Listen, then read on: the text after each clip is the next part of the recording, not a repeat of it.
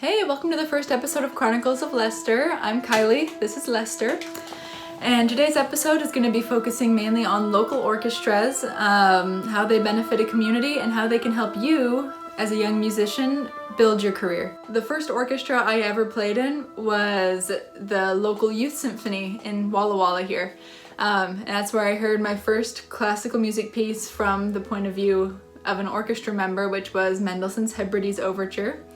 And that's when I really felt a connection with the music for the first time, so I knew I had to keep going to pursue the amazing feelings that I was having. After I'd been in the orchestra for a couple of years, they had me solo with the youth symphony, which was my first soloing experience with an orchestra, so that was amazing.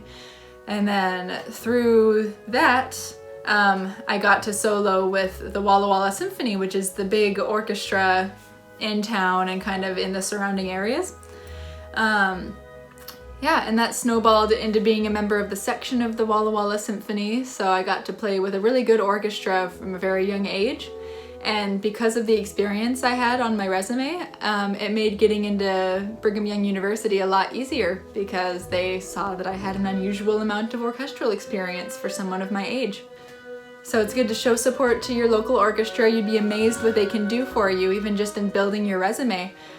You meet amazing people, make great connections. It's through Walla Walla Symphony, just in my gap year this year, that I got to discuss performance tactics with the members of Canadian Brass and got to befriend a violin trio called the Villalobos Brothers and met lots of other great musicians. So there's more to local orchestras than just playing music, and often the music that local orchestras play are like the amazing works that we all really love to play, like Beethoven, Brahms. Just in these local symphonies, I have played 3 of the 4 Brahms symphonies. I'm coming for you, Brahms 1. I have a lot of amazing pieces on my repertoire list because of these groups that I've been playing in since I was in high school. And if you're thinking maybe playing in a local orchestra isn't really your thing, you should totally volunteer to help out, because it's through volunteering with the Walla Walla Symphony on concerts that I haven't been playing on that I got to meet the Villalobos brothers on a closer plane than just being a member of their orchestra. And I was selling Canadian Brass's merchandise, which is why I got to stick around after the concert to have enough time to actually have a chat with them and get to know them a bit better. So there's always a way to help out your local orchestra, and I highly recommend, for the sake of building your resume, building your connections list, your repertoire list, anything, just do whatever you can to be a part of your local community orchestra. So now we're going to go over to our interview that I did last week with Ed Dixon of the Walla Walla Symphony. This is going to be an abridged version of the interview. If you would like to see the interview in its entirety, you can check it out on our YouTube page, where whenever we do an interview, there will be a playlist specifically for full interview video, like uncut, so that if you want to know more, then you can go check it out. So here we go. So are the musicians that play in the orchestra like people who play music as a hobby for the most part, or do some of them have like careers that extend way back? Right, yeah.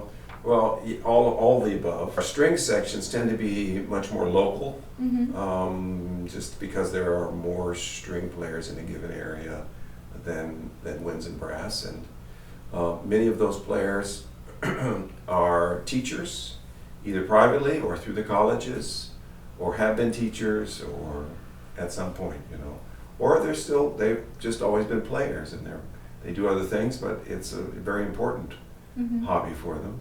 The winds and brass section, because they're all primarily soloists, Maestro Bergman has cultivated wind players from here, there, and everywhere, many of them from our area large universities like Washington State University or the University of Idaho. They're close enough, that's driving distance here, so we get a lot of their top-notch faculty to do flute and do clarinet and French horn and all the different important instruments like that.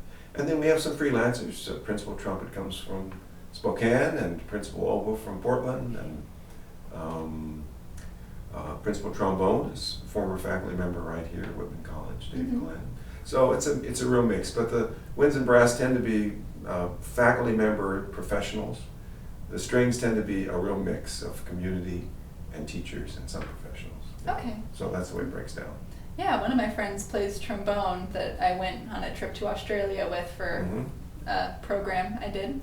But I remember he was like, "You play in an orchestra with Dave Glenn?" And that was the first time I was like, oh, so they get like really good people in these orchestras. Absolutely. So.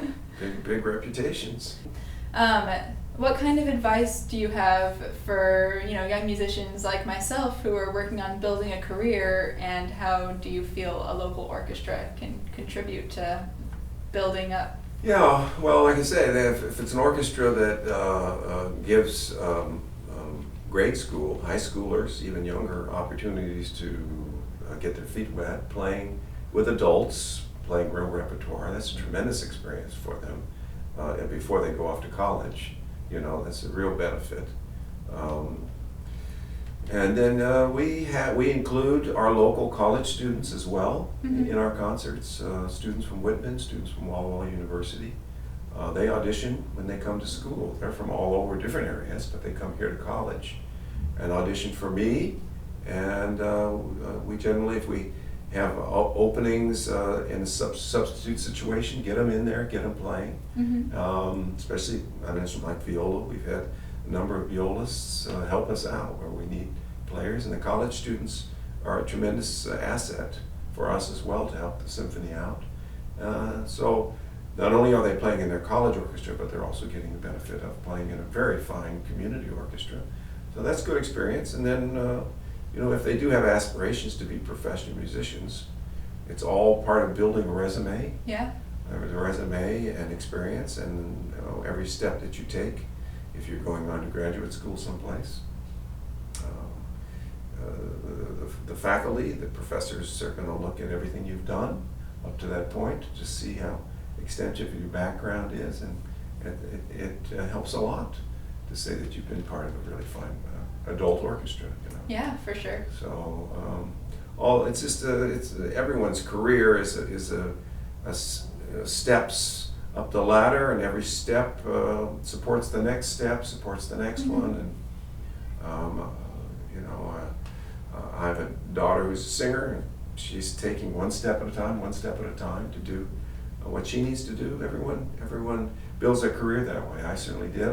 The experiences I had in my grade school years, starting with the Downey Symphony in the 8th grade and all the orchestras I played through high school, led to my college career and on and on. So that's the way it is. It's a stepping stone. Great. Well, thank you very much, Ed. Thank you, Kylie. It's fun. Our work of the week is Brahms 4. I actually just got to play this with a local orchestra like a week and a half ago. And oh my gosh, okay. I love Brahms. He's one of my favorite composers of all time. And this is one of those pieces that just, as I listen, especially to those opening bars in the first movement, it just like makes me melt and feel like a puddle of happiness and joy. We're gonna play out the rest of the video with a snippet from the first movement, so enjoy! If there's a piece you would like to see featured on our work of the week, also comment on the video or on our Facebook page. I'd love to hear it. If you have any resources that you would love to share with your fellow musicians, same thing, comment it somewhere that we can see it so that we can share it with everyone else. Thank you so much for watching this episode of Chronicles of Lester. If you're watching on our Facebook page, please hit the like button. If you're on YouTube, hit subscribe and check out our full interview with Ed Dixon. Our next interviewee is going to be Larry Lowe of Brigham Young University, so if you have any questions for him about his career, or the subject of the next video is going to be practicing while on vacation. So if you have any questions along those lines, give him a comment on this video or write it on our Facebook page, and we'll be sure to include it in our next interview. So have a good week, everybody. I'm a cello, and I'm Chronicles of Lester. A success. Not there.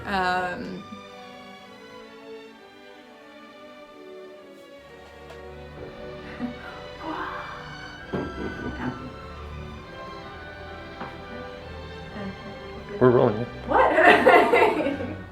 You have to say like action or something. Action. Okay. 1, 2, 3. Yes, here we go.